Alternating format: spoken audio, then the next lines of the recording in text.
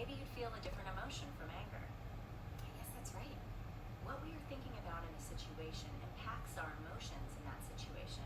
Sometimes, though, especially when emotions are high, our thoughts about what's going on can be biased or inaccurate.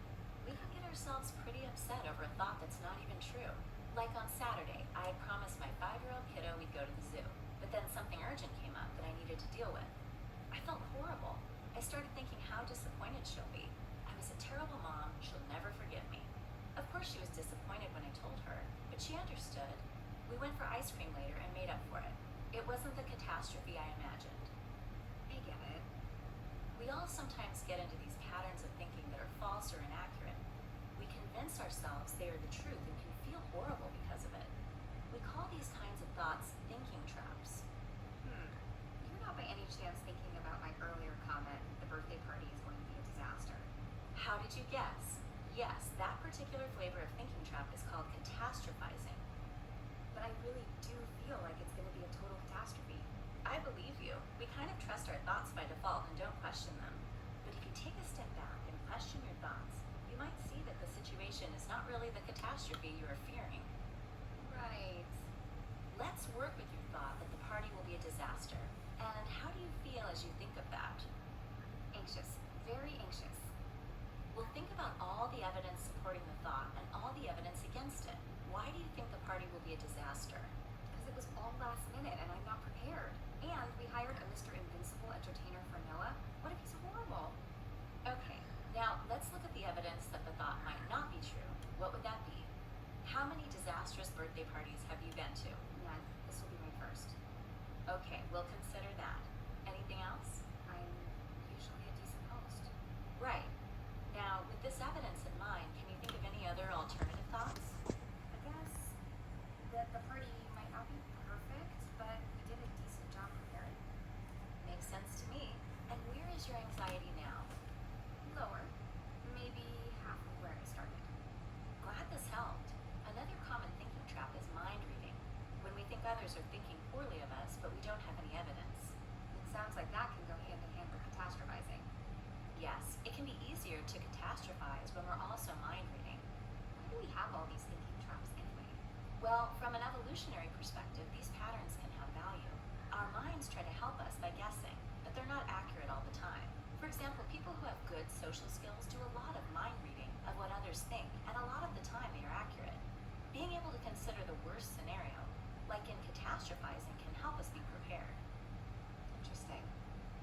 The problem is not that these thoughts pass through our heads, but that we treat them as facts when they are not. They're guesses. By questioning whether or not our thoughts are accurate, we can try to avoid letting these traps make us feel terrible. Today, at the party, try noticing some of these traps. Where were you? The guests are on their way.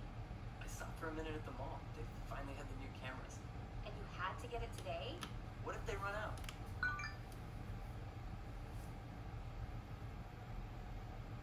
This can't be happening.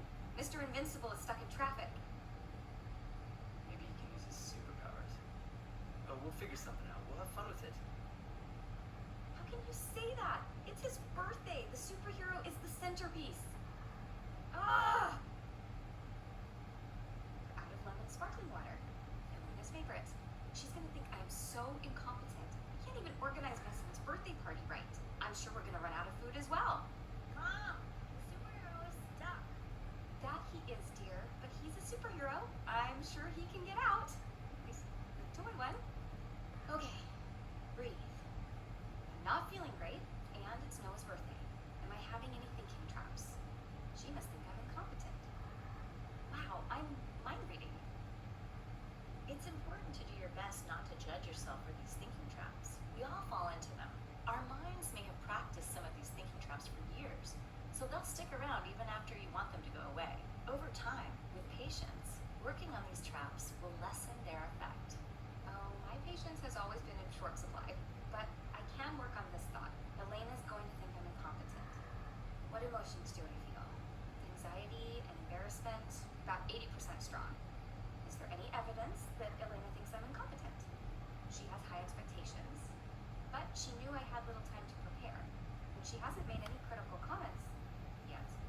Now that we've looked at both sides, a more way to think could be, Elena might not like every detail, but it's unlikely she'll judge you.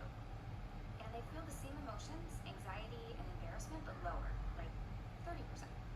I'm feeling better. Let's do this. Best party ever. And I got some amazing pictures to prove it. Yeah, I had fun, and that's what matters. At this hour? Did somebody call for Mr. Invincible?